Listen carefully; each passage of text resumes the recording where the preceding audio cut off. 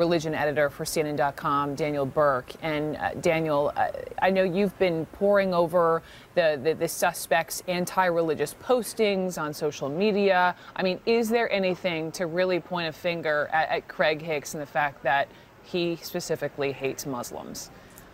Well, Brooke, when it comes to Craig Hicks's Facebook page, he's kind of an equal opportunity critic when it comes to religion.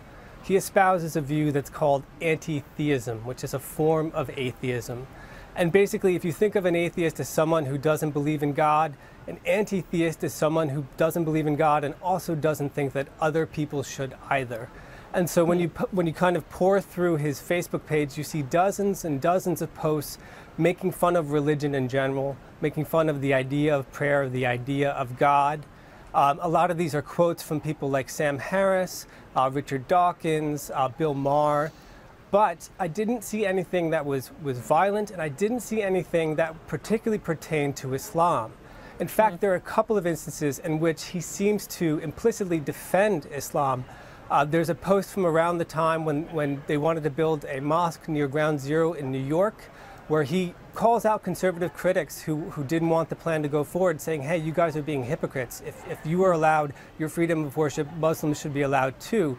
He also calls out conservatives who made, spread rumors about President Obama being a Muslim. He said, so what if he is a Muslim? It's okay if we have a Muslim president. So his views against religion are kind of very anti-religious, but nothing specifically against Islam. But of course, this probably is cold comfort to the families, the victims' families down in North Carolina, who certainly see this as a hate crime directed at their loved ones. They sure do. You mentioned a couple of people who were quoted on this Facebook page. I'm curious what other anti-theists or just atheists in general, how they've reacted to these senseless murders.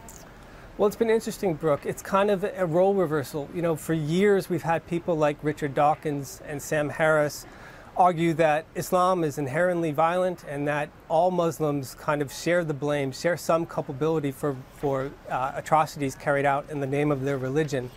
And so when Craig Hicks's atheist views came out yesterday, when they came to light yesterday, you had a number of atheist groups very quickly denouncing them and saying, atheism is not about violence, it's about letting people have whatever views they want to have, even though we disagree with them.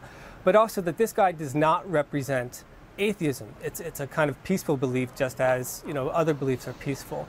But there are other atheists who say, you know what, we should take a look at the rhetoric that we're using about religion, specifically Islam, whether we're fomenting this kind of attitude of hatred. Islam's been in the hot seat for the last decade at least, and maybe atheists should kind of tone down the rhetoric a little bit, they're saying, and kind of turn down the heat a little bit.